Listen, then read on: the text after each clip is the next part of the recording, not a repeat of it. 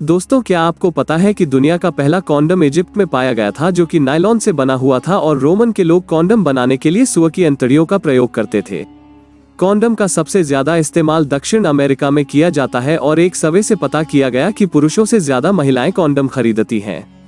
दोस्तों, क्या आपको पता है कि लॉकडाउन के समय में कॉन्डम की सेल 20% ज्यादा बढ़ गई। और दोस्तों, आपको ये जानकर हैरानी होगी कि वैलेंटाइन के दिनों में कॉन्डम की सेल 25% ज्यादा बढ़ जाती है। आज के इस वीडियो में हम आपको बताएंगे कि फैक्ट्रियों में कॉन्डम कैसे बनाया जाता है और कैसे उनकी टेस्टिंग करी जाती है। तो चलिए वीडियो को शुरू करते हैं। कॉन्डम बनाने के लिए कच्चे माल के तौर पर नेचुरल रबर लेटेक्स का इस्तेमाल किया जाता है और इस रबर लेटेक्स को पेड़ों से इकट्ठा करके फैक्ट्रियों में ले जाया जाता है। इसके बाद रासायनिक योजक को मिश्रित प्रतिक्रिया में तरल लेटेक्स में मिलाकर एक पेस्ट बनाया जाता है। कॉन्डम बनाने के लिए फैक्ट्रियों में बहुत सी कांच की बनी ट्यूब्स होती हैं और फिर ये ट्यूब एक एक करके इस तरह लेटेक्स में डूब जाती हैं और फिर इन ट्यूब्स को एक एक करके इस तरह लेटेक्स में डुबो दिया जाता है, जिससे इस पर एक लेटेक्स की पतली सी परत आ जाती है और फिर इसे प्रोसेसिंग लाइन में भेज दिया जाता है। जैसे ही कॉन्डम सूख जाता है, फिर इसे एक मशीन में रखा जाता है।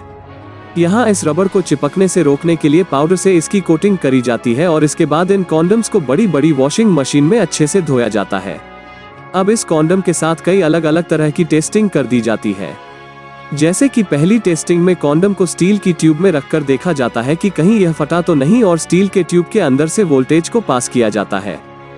दोस्तों, लेटेक्स कट को पास नहीं होने देते और अगर इससे कट पास हो जाए तो कॉन्डम में कहीं ना कहीं छोटा सा छेद या फिर कोई खराबी हो सकती है। ऐसा होने पर पूरे स्टॉक को ही बैन कर दिया जाता है और फिर बहुत ज्यादा मात्रा में कॉन्डम को बाहर फेंका जा सकता है। दोस्तों, दूसरी टेस्टिंग में आईएसओ के मुताबिक हर एक कॉन्डम को 20 लीटर तक हवा को स्टोर करने के लिए बनाया जाना चाहिए और इसी बिहाफ पर इनका टेस्ट भी होना चाहिए। इस टेस्ट को करने के लिए इसको लैब में फुलाकर देखा जाता है और अगर कोई भी कॉन्डम फट जाए या फिर 20 लीटर की हवा स्टोर ना कर पाए तो इस पूरे बैच को फेल कर दिया जाता है। वैसे शायद आप नहीं जानते कि 20 लीटर की लिमिट तो अभी एक मिनिमम लिमिट है और आजकल की ज्यादातर कंपनीज इससे भी बेहतर क्वालिटी के कॉन्डम्स बनाती हैं।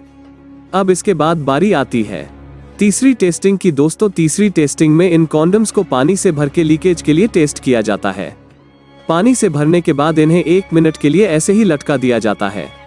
ऐसा इसलिए जरूरी है कि कई बार लीकेज होल्स इतने छोटे होते हैं कि नेकेड आंखों से तो देखे ही नहीं जा सकते। अब दोस्तों, बारी आती है चौथी टेस्टिंग की। इस टेस्टिंग में कॉन्डम्स को अलग अलग करके एक कंटेनर में रख लिया जाता है और फिर इन्हें माइक्रोस्कोप की मदद से अच्छे से देखा जाता है कि प्रोडक्शन के समय इसमें कोई जर्म्स या फिर बैक्टीरिया ना गया हो। दोस्तों, इन सब टेस्टिंग के बाद इन कॉन्डम पर चिकनाई फ्लेवर और कीटाणुनाशक डाला जाता है और फिर ये कॉन्डम पैकिंग के लिए जाते हैं।